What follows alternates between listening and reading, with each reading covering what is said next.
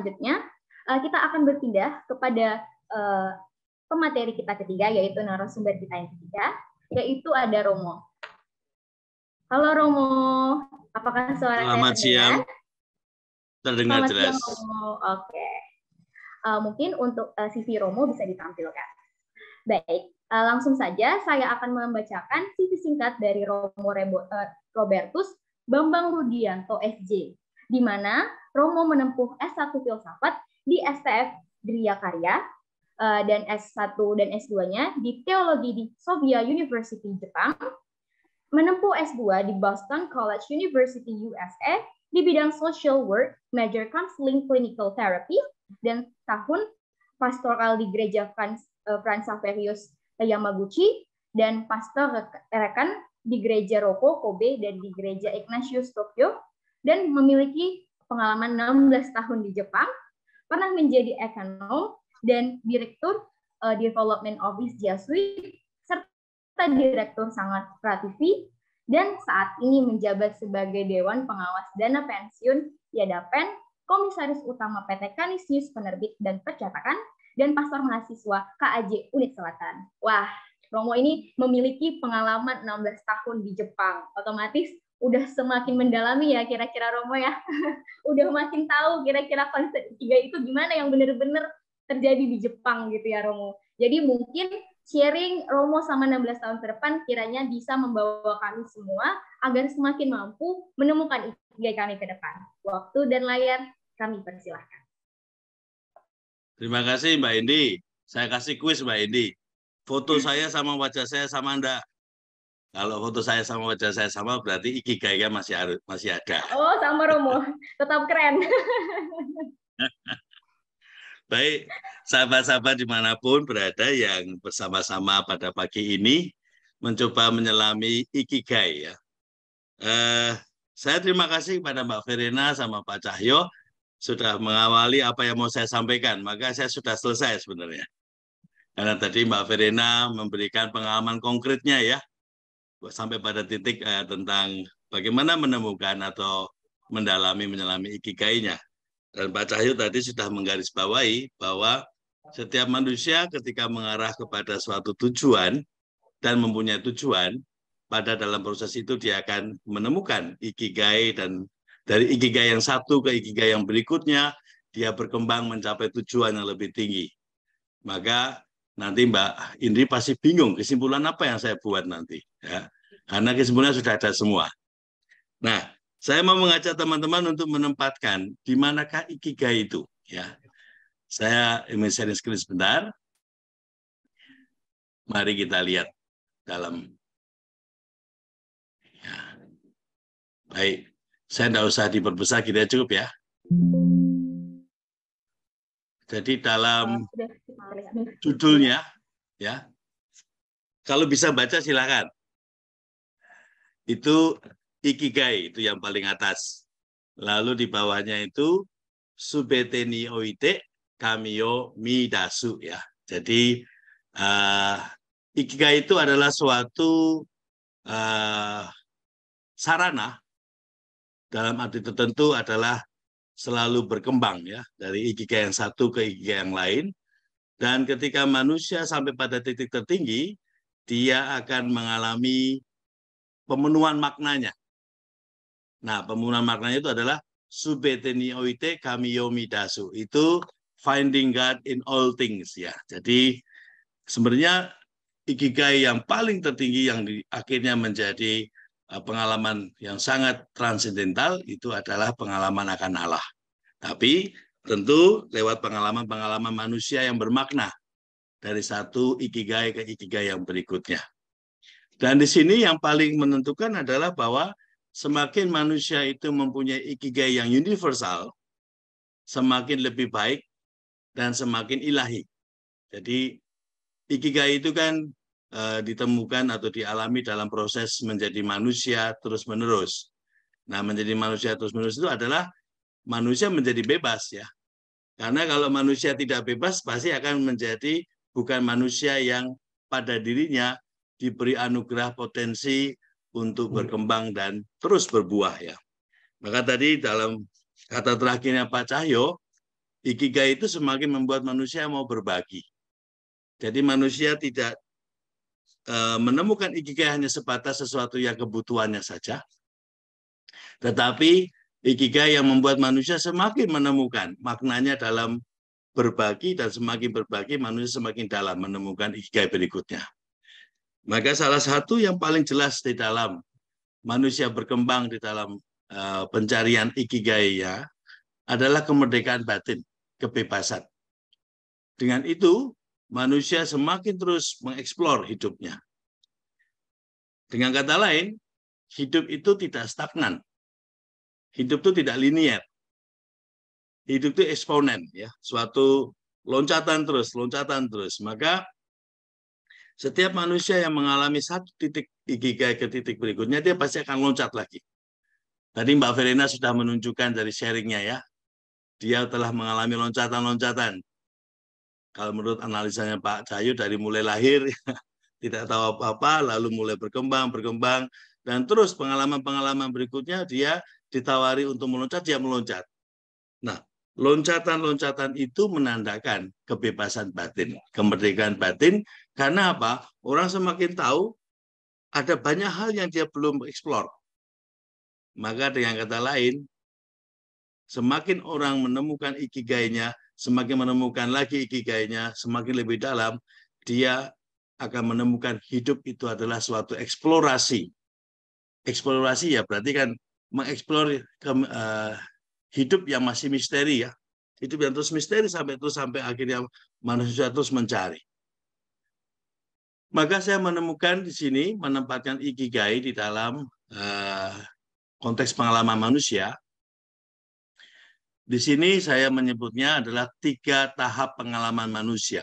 Ya. Kalau dalam bahasa Jepangnya itu sang dangkai, jadi tahap, ya. Dangkai itu, kaidang itu adalah langkah-langkah naik, ya. Kaidang kan dia pasti akan naik terus, ya. Bukan turun, ya. Kalau turun berarti kan tangganya turun, ya. Nah, di sini ada 2 kanji yang menarik. Saya senang bermain dengan kanji. Di sini ada yang ini, yang taikeng, ini, ya. Itu adalah tubuh. Tai itu tubuh karada, ya. Keng itu adalah suatu proses. Jadi kalau kita melalui suatu pengalaman, ya, kalau senang pakai kanji, ya, ini ada kanjinya itu sebelah kirinya itu kanjinya kuda, lalu sebelah kanannya kanjinya itu tentang suatu keberanian untuk terus berlari, ya. Nah, maka taikeng adalah suatu pengalaman yang dialami secara fisik. Pengalaman yang dalam sejarah, misalkan, ya, kita dari kecil jatuh naik sepeda, lalu bangkit lagi, jatuh naik motor, bangkit lagi, lalu ya bingung juga naik mobil, tapi akhirnya naik, bisa lihai lagi naik mobil. Itu terus. Nah, taikeng itu adalah pengalaman konkret yang membuat manusia mengalami secara langsung dengan tubuhnya suatu proses dari yang belum dialami dan dialami. Jadi ada semacam sesuatu yang melekat, ya, dalam tubuh kita. Maka tubuh itu juga suatu bank memori. Nah, keikeng itu adalah suatu akumulasi atau suatu kristalisasi pengalaman-pengalaman taikeng. Maka kalau disebut di sini sebenarnya membedakannya antara peristiwa yang dialami dan pengalaman yang menjadi istilahnya yang mengendap, ya. Maka kalau teman-teman pernah mengalami COVID, ya, dan mengalami sakit, tapi kita sudah mengatakan saya pernah mengalami sakit, itu adalah kompilasi, akumulasi dari berbagai macam taikeng, yaitu disuntik, minum obat, dan macam-macam. Itu kan suatu akumulasi dari berbagai macam pengalaman fisik. Akhirnya kita mengatakan saya pernah mengalami COVID. Nah, ini yang kita perlu membedakan antara pengalaman dengan sesuatu yang sifatnya konkret, tapi juga pengalaman yang menjadi akumulasi dari sesuatu yang kita sebut pengalaman sakit. Pengalaman sakit akhirnya kita mencoba memaknai, menemukan makna di balik pengalaman sakit yang terdiri dari disuntik, minum obat, dan semuanya. Nah, pengalaman konkret yang berkaitan dengan taikeng itu adalah yang kita sebut jujitsu, ya, realitas. yaitu apa yang sungguh-sungguh terjadi. Maka kalau manusia mengatakan saya pernah naik mobil, atau saya pernah ke Jepang, atau saya pernah ini, pernah itu ya, tetapi itu hanya ilusi, maka dia tidak disebut pengalaman konkret. Nah, pengalaman-pengalaman yang dalam arti adalah suatu istilahnya apa ya, rekayasa manusia lewat pikiran dan perasaan, tidak pernah akan menjadi ikigai. Karena dia tidak ada fisiknya, tidak ada tubuhnya, tidak ada konkretnya. Tetapi pengalaman-pengalaman yang benar-benar terjadi, dan itu berulang-ulang sehingga menjadi keikeng. Nah, itulah yang akhirnya kita sebut pengalaman fundamental. Nah, pengalaman fundamental ini adalah pengalaman yang berkaitan dengan ikigai. Nah, yang kedua itu ya. Nah, pengalaman-pengalaman fundamental itu terus-menerus terjadi sampai dari berbagai macam konteksnya. Kita dibentuk oleh berbagai macam ikigai sampai pada level yang paling terdalam, yaitu pengalaman akan Allah. Disebut kami taikeng. Contohnya bagi saudara-saudari dari umat muslim ya, Anda kan tiap hari kan sholat ya, sama sepertinya misalkan Kristen atau Buddha atau Hindu atau Katolik, Anda setiap hari berdoa, entah doa rosario atau ke kelenteng atau ke kuil dan semuanya. Anda akan mengalami maknanya ke tempat ibadah kalau itu dijalankan. Tetapi kalau itu hanya menyebut saya adalah Muslim, saya adalah Katolik, saya adalah Kristen, saya Buddha, tetapi tidak pernah dijalankan pengalaman itu sebagai seorang Muslim, seorang Katolik, tidak pernah misa, tidak pernah doa, maka itu tidak pernah menjadi pengalaman fundamental. Karena tidak ada tubuhnya, tidak ada jejaknya. Semua yang berkaitan dengan ikigai itu harus ada fisiknya yang terus diulang sampai akhirnya itu mengendap. Maka kalau kita sering berdoa, sering mengalami segala macam pengalaman yang konkret dibawa dalam doa, maka doa itu menjadi wadah kita mendalami bagaimana realitas aku di dalam konteks yang lebih luas. Nah, disinilah yang kita sebut ikigai. Ikigai itu adalah kemampuan untuk melihat secara universal apa artinya pengalaman konkret yang sedang aku alami ini. Dan pengalaman yang sampai pada ikigai itu tidak dapat sekali. Contohnya ya, kalau kita itu hanya mengatakan, saya nggak mau ngulang lagi ya, berat capek gitu ya. Misalkan masuk universitas ya, saya masih ingat dulu waktu saya masuk Sophia University. Kalau saya melihat teman-teman saya yang banyak awam yang belajar teologi juga di sana meskipun bukan Katolik, mereka lebih ingin mendapatkan status sebagai mahasiswa di Sophia University. Pada waktu masuknya susah sekali ujiannya dan semuanya. Tapi setelah masuk, ya sudah, mereka santai kebanyakan ya kan. Kebanyakan tuh ya main game, main HP dan semuanya. Meskipun mereka tuh ya hadir di tempat kuliah ya. Dan pernah selalu saya tanya sama teman saya, gimana kamu mau belajar lagi nggak? Enggak, capek. Masuknya susah. Dah, yang penting saya bisa kerja dan selesai. Nah, ini pengalaman capek dan pengalaman tidak mau lagi loncat, di mana orang tidak merefleksikan apa artinya pengalaman masuk universitas dan berjuang di sana, maka ikigainya menjadi sangat-sangat tidak mendasar atau tidak mendalam. Karena itu ditolak, pengalaman konkret ditolak karena dia tidak mau susah, tidak mau terus ya.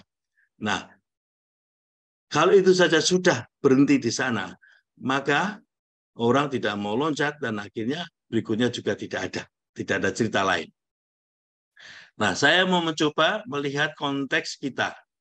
Apa itu sebenarnya yang membuat kita semakin diajak untuk berefleksi? Tadi Mbak Verina juga mengatakan bahwa orang yang semakin mendalami hidupnya adalah orang yang reflektif ya. Mari kita lihat kenyataan proses manusia terbentuk dan manusia berkembang di dalam konteks hidup kita. Saya mendapatkan waktu itu mendapatkan informasi tentang revolusi industri ya. Saya mau masuk sebagai contoh bagaimana manusia itu berkembang dari pengalaman konkret yang satu ke berikutnya dan berkembang dalam pengalaman ikigainya dan pengalaman transendentalnya. Mari kita lihat Society 1.0, 2.0. Ini yang kita pakai sekarang untuk mencoba mendefinisikan masyarakat dalam konteks perkembangan sekarang ini. Mungkin dulu tidak pernah kita pakai itu dengan istilah society itu ya. 1.0 adalah mereka yang ya. Romo mohon maaf. Romo kira-kira boleh nggak ya Romo? Slide-nya dijalankan karena ada peserta yang memakai handphone jadi tidak terlihat gara-gara layarnya. Lalu bagaimana seharusnya? Dijalankan slide PowerPoint-nya Romo. Oh, PowerPoint-nya dijalankan. Oh, oke. Iya, benar. Supaya terlihat full gitu Romo. Oh, dijalankan gitu ya. Oke, digini kan ya. Iya Romo. Jadi di slideshow. Ini ya. Oke, ini. Gitu ya. Oke. Benar Romo. Terima kasih Romo. Oke. Terima kasih, maaf ya. Gaptek. Nah, kita lihat Society 1.0, saya cepat saja ya, hanya untuk memberikan pemahaman. Dalam perkembangan masyarakat yang dipahami sekarang dengan 0.0 digital ya, di mana masyarakat yang berburu itu hidup dari memaknai makan minumnya dari yaitu memburu binatang ya. Lalu mulai kemudian yang nomaden itu tadinya itu tidak merusak alam atau maksudnya tadinya itu tidak ada yang model lumbung ya, maka manusia mulai menemukan maknanya. Kalau saya terus-menerus jalan terus, lalu situasinya berubah terus, pasti tidak akan berkembang. Nah, lalu ketika Society 2.0 itu adalah masyarakat agraria apa? Mereka ingin berkembang banyak ya, melawat, memaknai hidup keluarga, maka mereka menyimpan. Nah, ini kan ada pemaknaan baru dari perkembangan masyarakat di mana dari mereka itu hanya terus jalan ya, nggak ada yang mati kan, banyak yang mati ya. Tapi kemudian ketika mereka melihat kematian sesuatu yang harus ditangani, akhirnya manusia memilih untuk beragraria, mengambil makanan dari hasil budidaya dan dikembangkan. Dan inilah masyarakat yang menemukan ikigai dalam Society 2.0 itu lewat bagaimana mengkultivate. Nah, ini kan ada perkembangan ya. Memang ada juga refleksi yang lain. Nah, 3.0 bagaimana? 3.0 adalah industri, ya, masyarakat yang sifatnya berkaitan dengan produksi karena suatu keinginan yang lebih lagi, yang tadinya jalan kaki, kita ingin lebih lari lagi cepat lagi lewat kendaraan, yang tadinya gelap-gelapan, kita punya batu bara, yang tadinya tidak bisa nonton TV dan semuanya kita pakai listrik. Jadi ada suatu peningkatan ikigai, di mana manusia ingin lebih nyaman. Nah, ini salah satu indikator. Apa yang membuat ikigai itu berkembang? Yaitu kualitas hidup manusia ingin lebih, ya, tidak hanya kuantitas. Masyarakat agraria adalah kuantitas, di mana mereka istilahnya ingin berkembang biak lebih banyak, ya. Tapi dari setelah berkembang banyak, bagaimana menjadi lebih efektif? Maka mereka juga mulai berkembang dengan industrial society. Nah, kita masih ingat tahun 2000, di awal tahun 2000 ya, akhir tahun 99, saya masih ingat waktu itu saya ada di Jepang, saya ada di Hokkaido waktu itu. Dan itu saat itu pergantian tahun. Waktu kami di sana itu pada khawatir, nanti jangan-jangan digitnya 000. Artinya tidak ada kan 1990 sekian ya. Tiba-tiba kalau nanti berubah menjadi tahun 2001, jangan-jangan tidak menjadi 1. Itu kekhawatiran pada saat itu. Tetapi kita lihat ternyata manusia juga berkembang lagi dengan 01 menjadi awal dunia digital. Di situ yang berkembang adalah apa? Masyarakat semakin menemukan maknanya dengan komunikasi, kecepatan, informasi, dan semuanya. Dan inilah suatu perkembangan ikigai dari masyarakat kita. Dunia ya di sini ya. Society 4.0 adalah masyarakat yang mengembangkan seluruh lini kehidupannya lewat pengembangan komunikasi. Saya itu baru punya HP itu tahun 2003 maaf. Waktu saya di Amerika. Di Jepang itu waktu itu belum pernah pegang HP. Memang melihat orang pakai HP ya. Tetapi Di Jepang itu sesungguhnya komunikasi itu masih ketinggalan dibandingkan dengan Amerika. Tapi pada tahun 2005, setelah 2005, perkembangan dunia digital Jepang itu sangat cepat sekali. Saya kembali dari Sri Lanka setelah dari Amerika tahun 2006, saya baru pertama kali pakai SoftBank itu yang ada ininya, bisa untuk internet. Jadi perubahan dari telepon genggam biasa dengan belum smartphone, masih sudah ada smartphone di waktu itu 2006.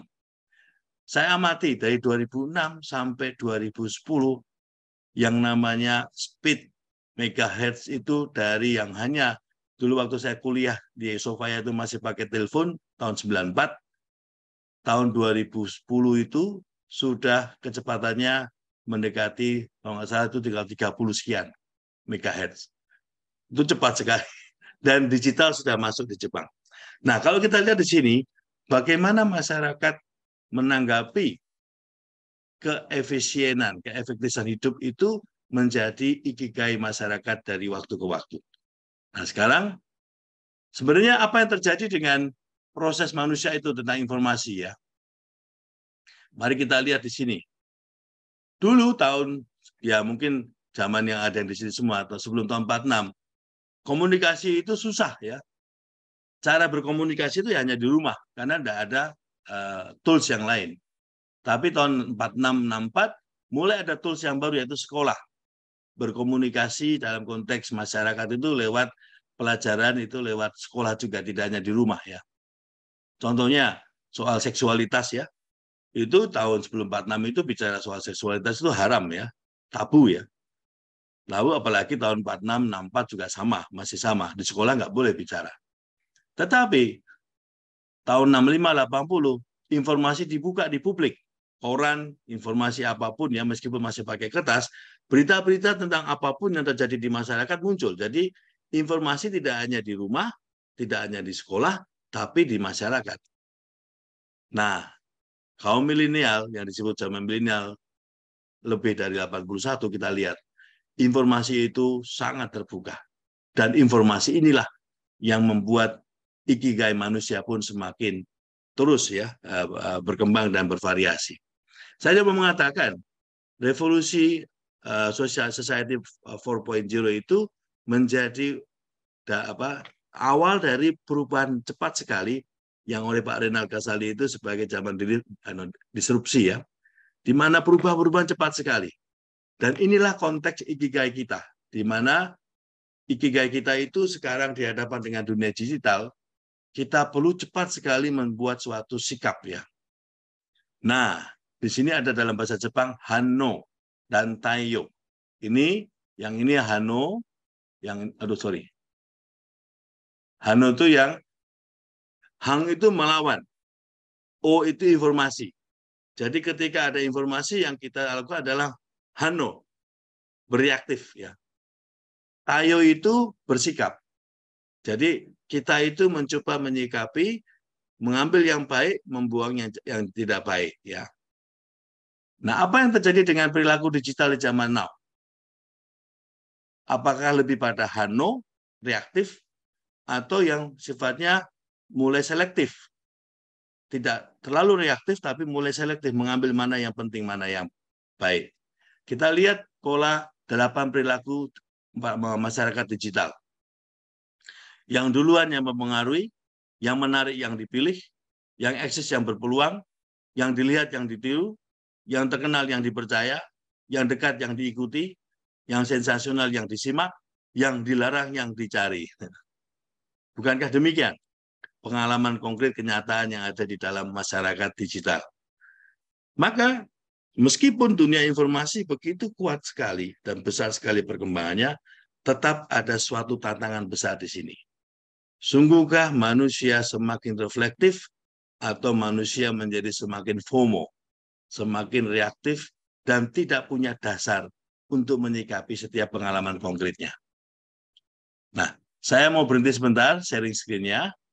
Teman-teman, saya masih punya waktu ya Mbak ya. Saya mau menyajikan 8 menit video saja.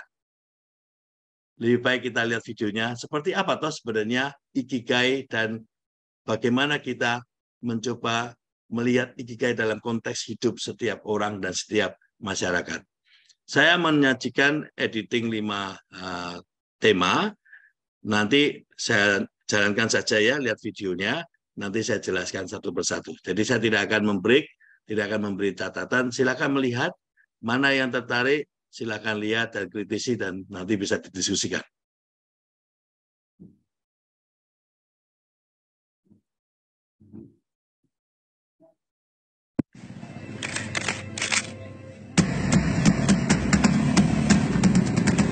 Saya tidak membiarkan kekurangan ini membatasi langkah saya ke depan untuk mengejar mimpi-mimpi. Saya berharap orang-orang, semua orang, itu bukan hanya melihat kekurangan saya, tapi melihat hasil karya saya. Saya menggunakan kamera dengan salah satu daging yang masih diberikan oleh Tuhan, yaitu disisakan daging, dan daging ini yang saya gunakan untuk menekan shutter gitu. Kemudian tangan yang sebelah kiri saya gunakan untuk menahan berat kamera. Tapi saya bangga dengan keterbatasan yang saya miliki. Saya menganggap saya disabilitas, tapi saya bukan orang-orang yang cacat, melainkan saya hanya orang-orang yang berbeda. Ini video kedua. Dia seorang Dia seorang tukang yang membuat areng, ya. Saya berikan konteksnya. Jadi dia membuat areng dan dia mengatakan pekerjaan buat areng itu sindoi, artinya itu mengambil waktu hampir banyak sampai dia kadang-kadang jam 1 harus mengawasi pembakarannya supaya benar-benar jadi areng yang bagus. Intinya dia membuat suatu pernyataan bagaimana membuat areng itu pekerjaan yang sangat tidak kelihatan tetapi pengorbanannya banyak. Kita lihat dulu ya. ところにはやっぱりその横着しない、ほんまに丁寧な仕事をするっていうのが大事で、地味な仕事が多いんですけどね、まあその木割ったり木をそのまっすぐにする仕事を練らし作業と言いまして、窯の温度を上げるためにちょっとずつ穴開けていくんですけど、それも夜中もね1時間ごとに開けていかなあかんので、それはほんまに地味でしんどいですね。関西魂っていうかね、もう負けたらあかんっていうのがやっぱり。Di sini dia punya yang namanya menyebut satu ikigai, Kansai Damashi. Jadi orang Kansai, orang Osaka, dia menyebut maketarang akang, ya.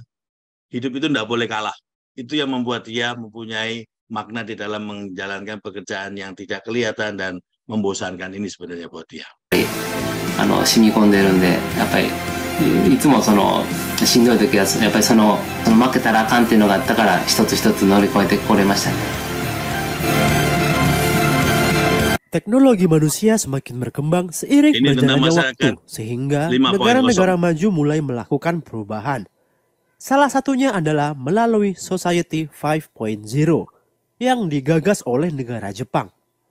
Konsep ini memungkinkan kita untuk menggunakan ilmu pengetahuan yang berbasis modern, seperti artificial intelligence, robot, Internet on Things, dan sebagainya, untuk melayani kebutuhan manusia. Society 5.0 sendiri baru diresmikan pada 21 Januari 2019 dan dibuat sebagai solusi atas revolusi industri 4.0 yang ditakutkan akan mendegradasi umat manusia. 10分後に荷物をお届けします。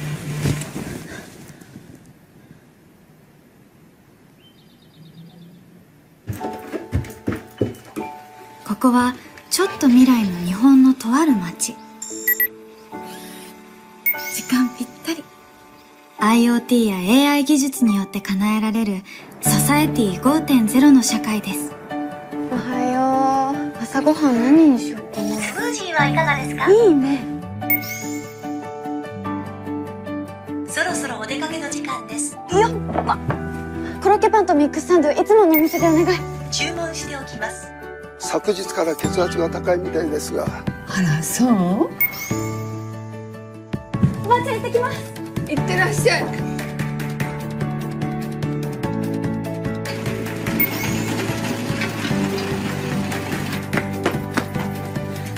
ようございます。おはよう。はい、これ。ありがとう。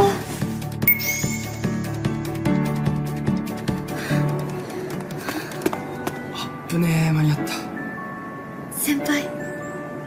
ああ、お前も乗るとこ？はい。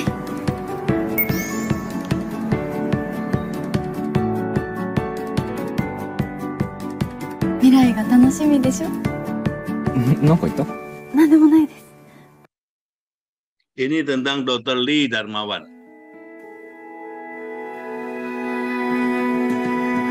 Kapal apung. Apa yang menjadi? Mengapa harus ada rumah sakit apung di Indonesia? Suatu kenyataan bahwa distribusi dokter-dokter di Indonesia itu sangat pincang. Kehadiran dokter di sana masih sangat rendah. Untuk mengatasi kekosongan ini, kita Dr. Share berupaya mengadakan sebuah sistem pelayanan yang mobile. Rumah Sakit Apung atau Floating Hospital adalah salah satu program Dokter Share atau Yayasan Dokter Peduli. Program ini dirancang untuk menjawab kebutuhan masyarakat prasejahtera di pulau terpencil Indonesia. Walaupun ini sebuah rumah sakit di atas sebuah kapal yang sangat kecil, tapi bisa berfungsi dan bisa mengatasi sebagian kebutuhan yang dirasakan masyarakat mereka yang berada di pulau-pulau terluar Indonesia di bagian timur. 1630. Nah, yang terakhir ini saya masukkan film Silence. Itu menggambarkan selama 300 tahun umat Kristiani Katolik di Jepang itu dilarang semua. Dan yang paling sangat berat untuk istilahnya menonton film ini adalah apa? Mereka disiksa dengan dibalik, lalu disayat kupingnya, sampai mereka mati. Nah, para imam itu awalnya mereka seperti itu, tetapi mereka menjadi martir dengan cara mereka memilih jalan itu menunjukkan imannya. Tapi berikutnya para imam itu tidak disiksa, tetapi yang disiksa adalah umatnya, dan para imam disuruh menyangkal imannya dengan menginjak gambar Yesus, gambar salib, gambar Bunda Maria, dan semuanya. Disebut namanya Fumiie, ya, itu salah satu cara mereka membuat para imam itu mengingkari imannya. Nah, saya hanya mau membawa masuk ini dalam konteks begini. Ini pernah terjadi di Jepang, dan ini pernah dijalani oleh umat-umat yang tetap percaya dan tetap mengimani sebagai ikigai, yaitu Allah, dalam hal ini Yesus, ya. Nah, mari kita lihat di balik ini sebenarnya apa yang mereka perjuangkan. 3. Pax Christi. Praised be God. Although for us, there is little peace in this land now. I never knew Japan when it was a country of light, but I have never known it to be as dark as it is now. All our progress has ended in new persecution, new repression, new suffering. Okay!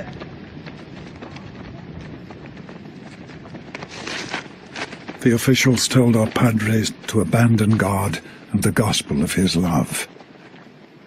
But they not only refused to apostatize, they asked to be tortured, so they could demonstrate the strength of their faith and the presence of God within them. Ferreira is lost to us.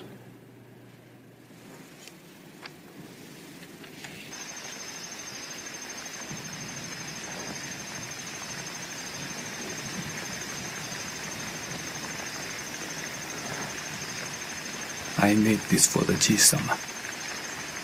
It was all we had. Until you came. Take this. Please. In Jesus' name. It was in the silence that I heard your voice.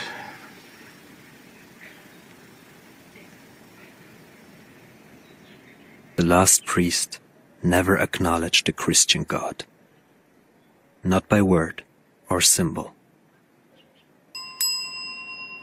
Only his wife was briefly allowed to view the body, and placed there a humble Mamori katana to ward off evil spirits.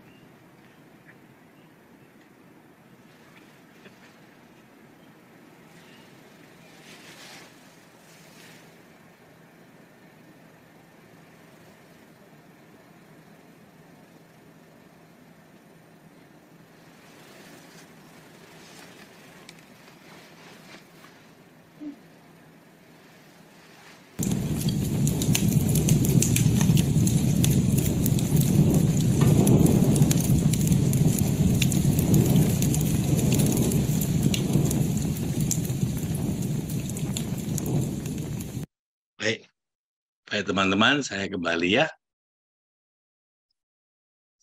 Film yang terakhir ingin saya ajak sebagai bahan renung diskusi ya.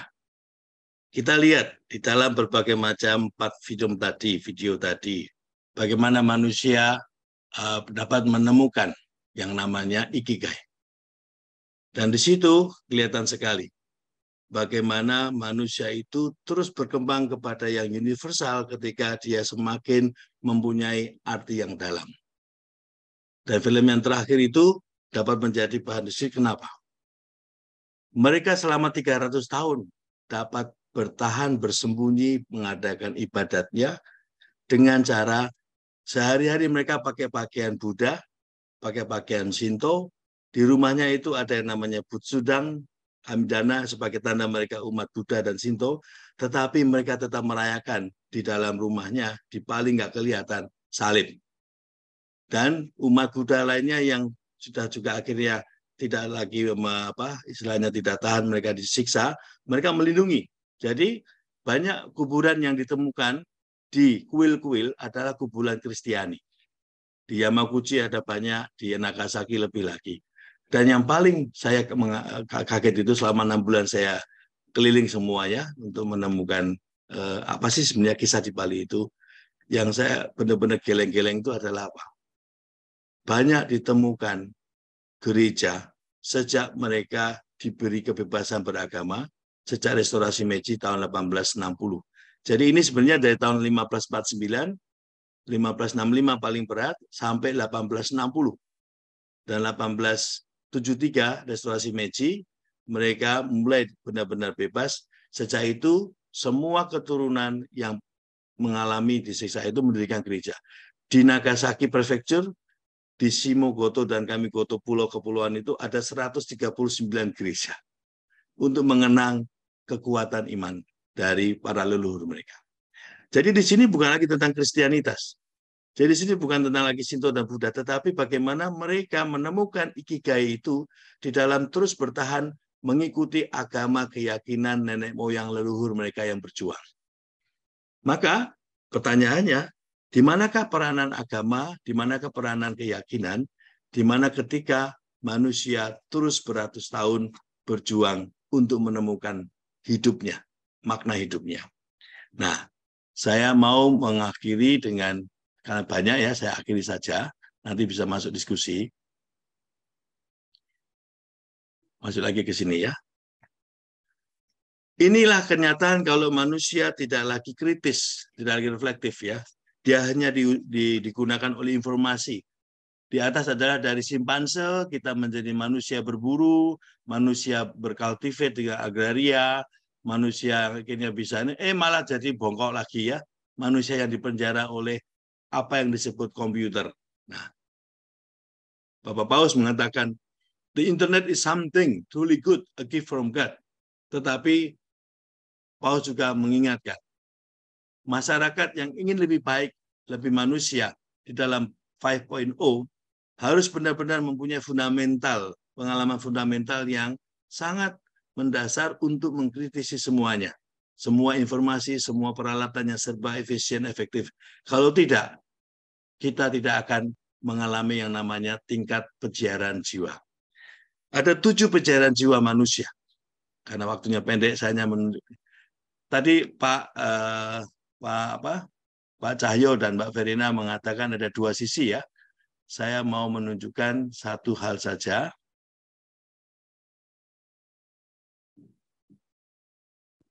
Tadi kalau kita lihat 2 sisi itu, manusia berkembang itu di dalam dua kepribadian yang terus ya. Manusia kecilnya dan manusia besarnya. My small self dan my big self ya.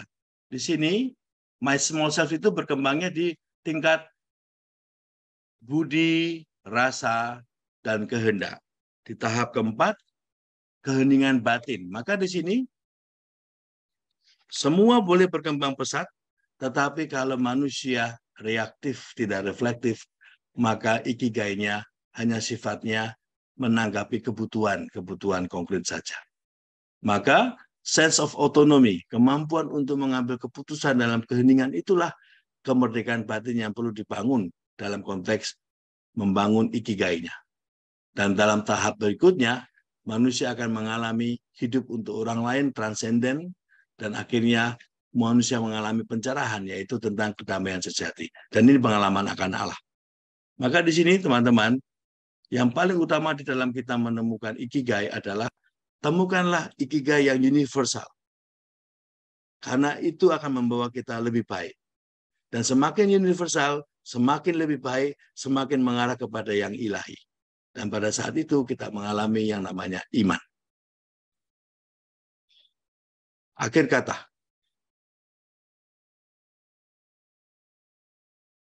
Akhir kata, di dalam, saya mau mengutip dari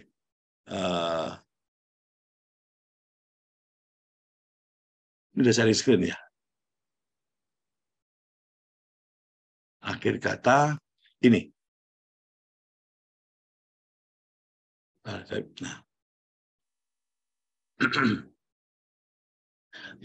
Paulus mengingatkan, jangan kita menjadi budak dari segala hal yang sifatnya hanya kebutuhan harian. Tetapi kita harus mempunyai dasar yang kuat untuk melepaskan supaya tetap bebas menentukan apa yang membawa kita kepada tujuan. Maka di sini teman-teman, Roma 12:22 ini saya kutip sebagai closing statement ya. Janganlah kamu menjadi serupa dengan dunia ini, tetapi berubahlah oleh pembaharuan budimu, sehingga kamu dapat membedakan manakah kehendak Allah, apa yang baik, yang berkenan kepada Allah, dan yang sempurna. Maka, kalau kita berkembang, Ibu Teresa menjadi salah satu ikon yang dapat kita menjadi referensinya. Semua umat beragama lintas agama mengakui apa yang ia lakukan. Yes, you must live life beautifully and not allow the spirit of the world that make God's out of power. Kekayaan, pleasure, make you to forget that you have been created for greater things. Kita mempunyai konteks berbeda dengan Jepang, tetapi ikigai itu sifatnya universal. Hanya ikigai yang membawa kita kepada semakin lebih luas wawasan kita, maka kita akan berjumpa dengan betapa besarnya semua ciptaan Tuhan. Dan inilah titik tertinggi dari ikigai semua manusia, ketika dapat bersyukur bahwa Tuhanlah Sang Pencipta. Amin. Terima kasih. Amin. Terima kasih banyak Romo atas banyak insight dan begitu banyak hal yang Romo sharingkan kepada kita. Bahkan udah sampai mengkompal begitu banyak video untuk semakin menggerakkan hati kita ya untuk menemukan ikigai. Apalagi tadi yang video yang terakhir itu benar-benar saya ngelihatnya kayak ya ampun, sebegitunya ya orang ketika sudah menemukan ikigainya, mereka itu sangat berpegang teguh dan memiliki harapan dan makna di dalam kehidupan. Jadi Romo, izinkan saya untuk sedikit memberikan ringkasan singkat dari apa yang Romo sampaikan, bahwa di balik ini apa yang mereka perjuangkan itu kita harus menemukan ikigai kita yang tertinggi itu adalah praise with God. Dan saya tidak dan saat itu mengangkat berdasarkan video yang tadi Romo sampaikan juga, mereka benar-benar melihat bahwa dunia mereka itu semakin berarti walaupun begitu banyak tantangan dan begitu banyak hal yang membuat mereka itu sangat